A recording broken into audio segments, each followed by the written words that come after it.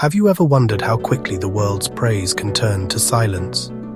Imam Ali, alayhi salam, once said, "When this world advances towards someone, it credits him with others' virtues. But when it turns away, even his own virtues are forgotten."